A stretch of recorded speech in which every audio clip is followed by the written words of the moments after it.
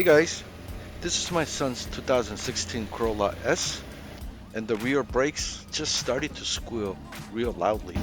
The car has over 100k miles on original brake pads, so I'll do the rear brakes today and do the front brakes in the near future.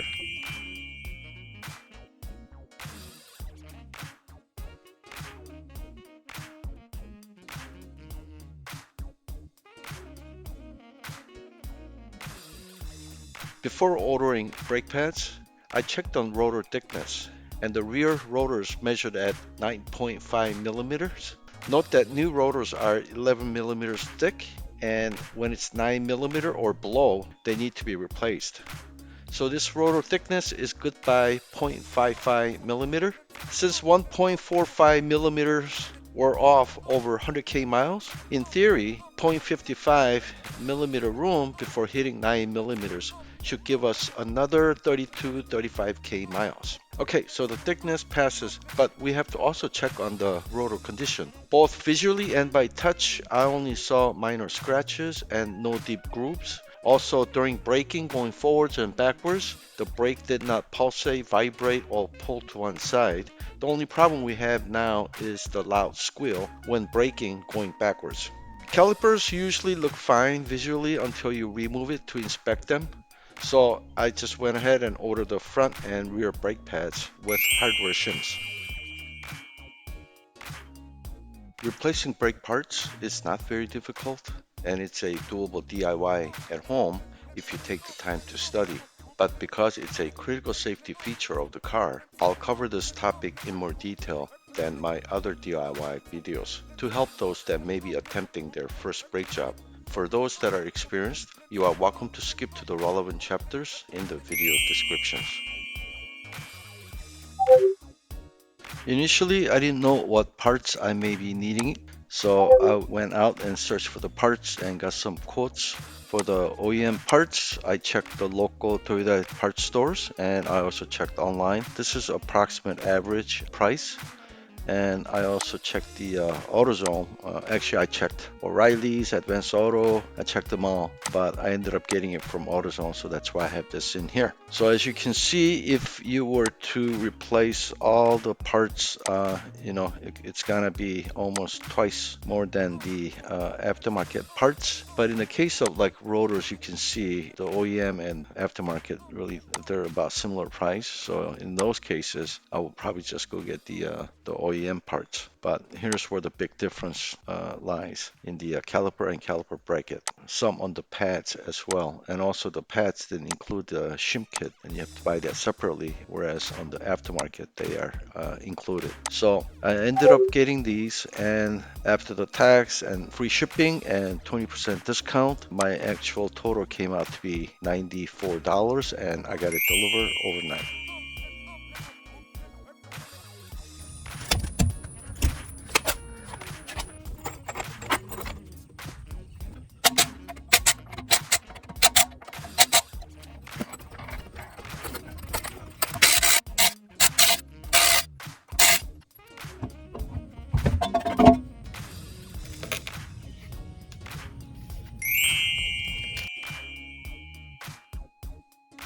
This bolt on the top was really stuck in there, so I had to use a long breaker bar and got that loosened. So this is the 17 on this side, and this is the 14 on this side. There is another identical bolt on the bottom of the caliper that needs to be removed in the same way. Once both caliper bolts are removed, you can then carefully lift the caliper out of the rotor. Note that there are brake line and e-brake cable connected to the caliper. So be careful not to pull on it or let it hang by the brake line. So I don't want to dangle this on its own and stress the brake lines. So I'm gonna hang this up here like that. You can replace the brake pads and shims without removing the caliper bracket, but I always do it because I can then clean the brake dust more thoroughly and I can better ensure that anti-rattle shims and pads are installed correctly. To do that, you just have to remove two more 14mm bolts. This is on there pretty tight, so I use the breaker bar.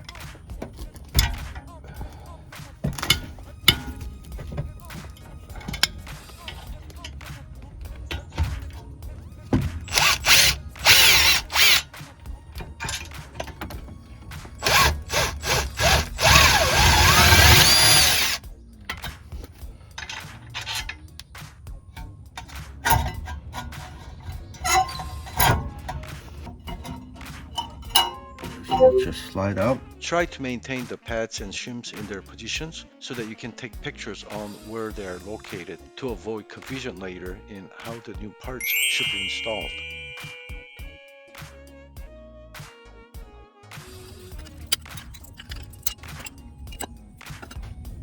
Okay, note the position and how it came out. See this leg sticking out on this side? Okay, so I'm gonna keep that over there. This one doesn't have any legs. I got the new hardware, so I'm gonna replace all these. Use a flathead screwdriver to pop out the shims and keep good track of which one came out of the left side or the right side. Looks almost identical, and the length of this leg here is a little bit different. Let me see if they actually have a different one. Okay, so they did have a matching length for this. Yeah, so pay attention. You see, one of them is short and one of them is long. Use a small wire brush to scrape off dust and any gunk buildup, and then use brake parts cleaner and clean towel to wipe away any remaining residue. You may have to repeat this step a few times until the bracket is clean. Now remove the second shim and clean the bracket in the same manner.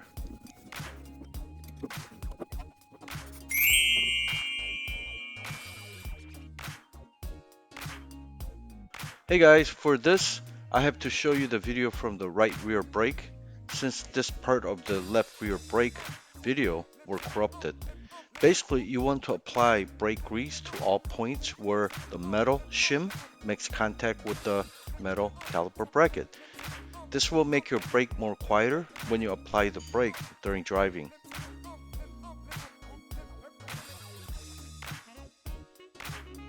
The shims should just snap back into place. However, the problem is this part here, these legs, they're a little bit slightly longer than the original one, so it makes it a tight fit. But I think it'll bend and it'll probably help to keep it in place.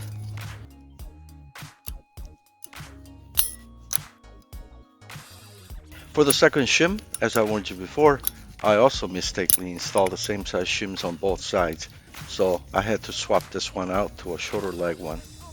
So when you have the two bolts facing out this way, you want to take the brake pad with this bracket sticking out. The other one doesn't have this. Okay, so you want to slide that in there.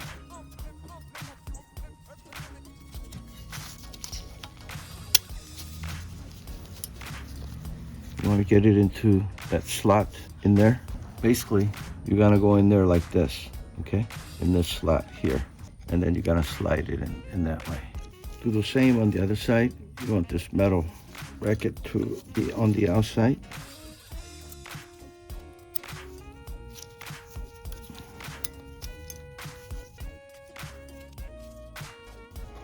Okay, so that's in there.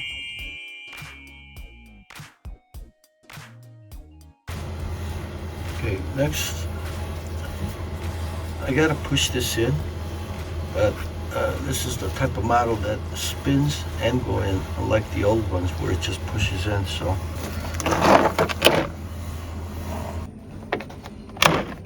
Hey, I'm not sure if the labels are the same in other caliper pusher tools like this, but the size E worked for this car. I bought this caliper toolkit set for 25 bucks from Amazon. Even with the tool, I still ran into a couple of issues. First, because the piston was kind of stuck in there. The short handle on this tool made it very difficult to put a lot of rotation pressure.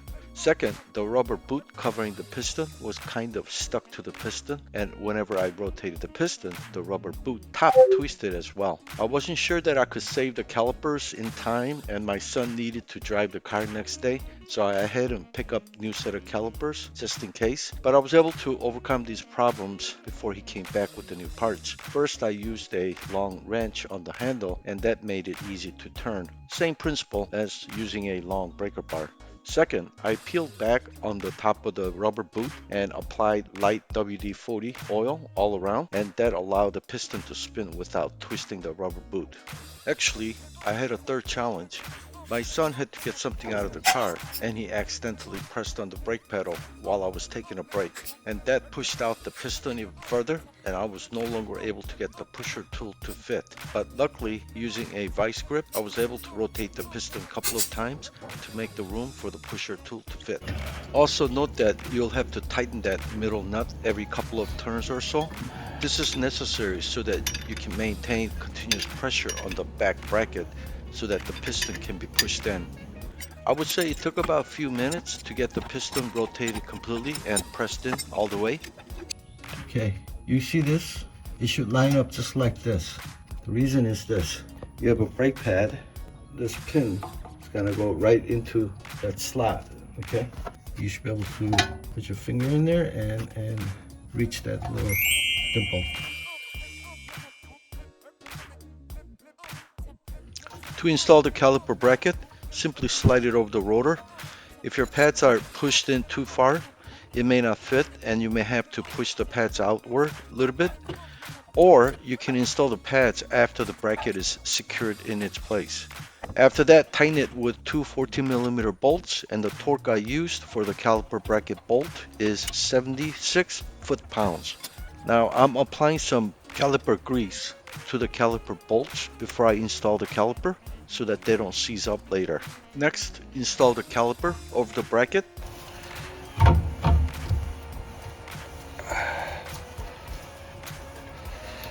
Yeah, good thing the piston is pushed in all the way, otherwise I don't think the caliper will fit. If you're having trouble to fit the caliper over the pads, you'll probably have to push in the caliper piston further. Now install the two 14mm caliper bolts. For these, I torque them to 25 foot-pounds. Once everything is installed, I spun the rotor back and forth to verify that rotor can spin freely without getting stuck or make any unusual noise. Let's now put the tire back on. The torque for the rear lug nuts is 110 foot-pounds, but my torque wrench doesn't go that high, so I had to use my judgment on this. I really need to get a nice digital torque meter that can measure higher torque. The right side is already done, so now let's lower the car and remove the tire chokes and take it out for a test drive.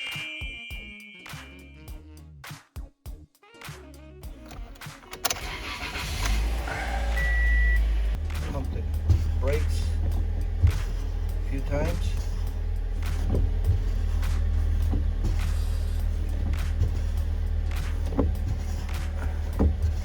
Yep, I feel like I had brake. Pull on the emergency brake a couple of times. Let me just go start out slow and see if I have a brake. Yep, I have a brake. Just want to make sure I have brake.